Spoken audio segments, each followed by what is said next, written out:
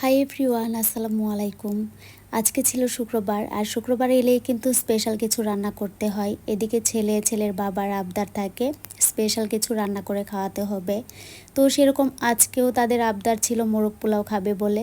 দেন আমি তাদের কথা মতো মোরগ পোলাও রান্না করেছিলাম, আর সেটাই আজকে আপনাদের সাথে একটু শেয়ার করছি। তারা যখন আমার কাছে কিছু খাওয়ার আবদার করে, তো সেটা আমার কষ্ট হলেও করে দেওয়ার চেষ্টা করি, এতে আমি নিজেও শান্তি পাই। তো যাই হোক, এদিকে কিন্তু আমার চিকেনটা রান্না হয়ে গিয়েছে, আর এদিকে পোলাওটাও হয়ে গেছে। তো এরপর আমি এটাকে লেয়ার করে দিচ্ছিলাম।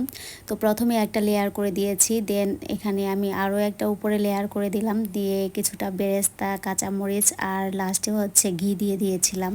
একদম লাস্টের দিকে ঘি দিলে খাবার থেকে সুন্দর একটা ফ্লেভার আসে। আর হ্যাঁ, এই ঘিটা কিন্তু আমার নিজের হাতে বানানো। এরপরে এই তো এদিকে আমার খাবারটা হয়ে গিয়েছে, এখন আমি খাবারটা সার্ভ করে দিব। এদিকে আমার ছেলে বারবার বলছিল মাম্মাম ক্ষুধা লেগেছে, ক্ষুধা লেগেছে। তো তার এই কথা শুনে আমি তাড়াহুড়ো করে ওভাবেই সার্ভ করা শুরু করে দিয়েছিলাম। গতকাল কিন্তু আমি তাড়াহুড়ো করে সুন্দর করে ডেকোরেশন করে সার্ভ করতে পারিনি খাবারটা। তো যাই হোক, এই ছিল আমার এই শুক্রবারের স্পেশাল রান্না বান্না। তো কেমন হয়েছে আমার মোরগ পোলাওটা, আপনাদের কাছে দেখে কি মনে হচ্ছে সেটা কিন্তু কমেন্টে জানিয়ে যাবেন।